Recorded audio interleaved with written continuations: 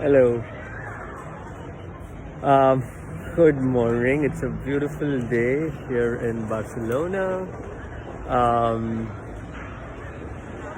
this morning, I am inspired to share with you something um, that we just had a conversation about, which is vulnerability and how vulnerability might be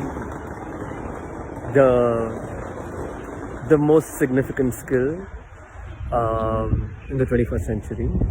I'm not the first one to say it. There are lots of people talking about it. I have been singularly present to the profound gifts of vulnerability in the last 5, 6, 7 years. Even so, we put in place a structure today in the class that I was teaching, and just feeling called to do a short video for those of us who might be interested in going deeper. So why do we need vulnerability, right? And there are many reasons for it.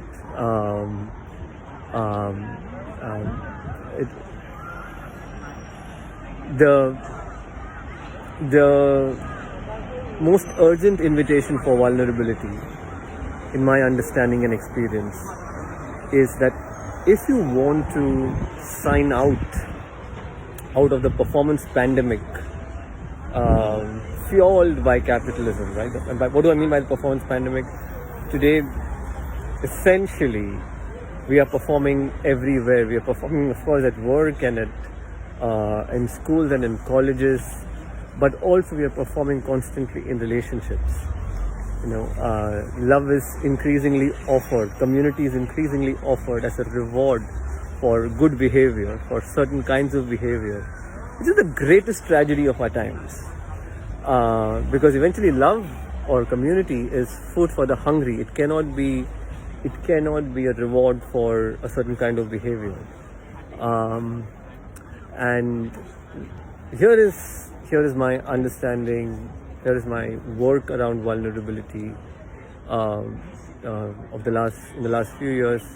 I'll try to sum this up in a few sentences and offer some clarity, which is that if you look at the world today, even as large-scale problems of poverty and inequality exist, for a lot of people, for somewhere between 500 million to 1 billion people around the world, including maybe 30 to 40 million people in India, putting food on the plate, having a roof over their head, having Wi-Fi, finding a companion, finding a good job, a career, these are things that have been made possible in a way that has never been possible before. Of course, fueled by many factors, fueled by technology, fueled by the lack of scarcity, the lack of real scarcity in some ways, the illusion of abundance in other ways. But basically meaning to say that for a lot of us today, for a significant number of us, Maslow level 1, 2 and 3 have been taken care of. And when Maslow level 1, 2 and 3 are consistently taken care of, when your food safety needs, when your societal belonging needs are all taken care of, in my understanding and experience, there's only one of two things that you can do.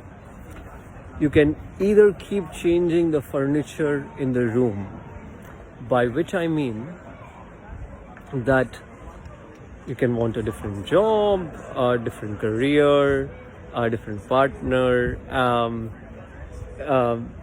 and the point is that it's not that the bigger, better, different race is not useful.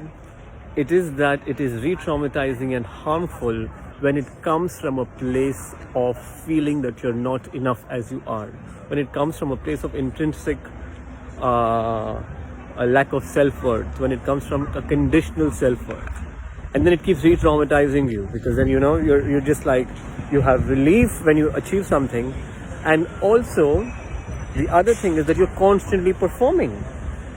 There is a massive, chronic, tragic loss of authenticity, right? So once you are at Maslow level 3, the one option is to keep cleaning the furniture in the room, right?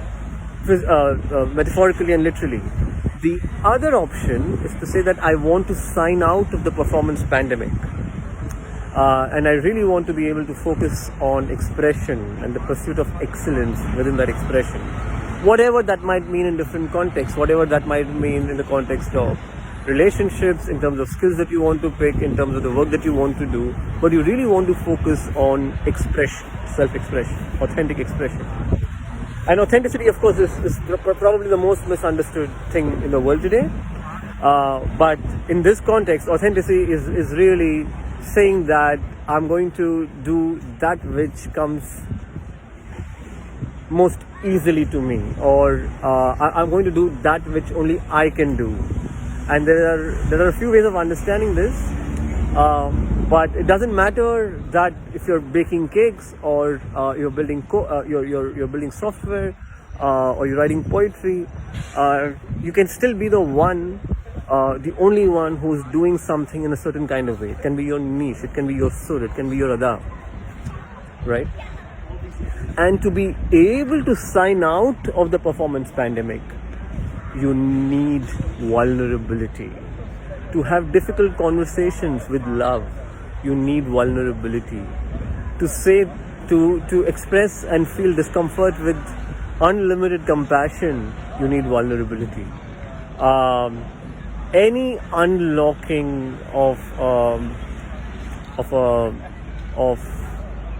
deeper levels, of subconscious levels, any unlocking of greater intensity in the way you experience life, in the way you experience relationships, in the way you experience this life on the planet, needs vulnerability. So yeah,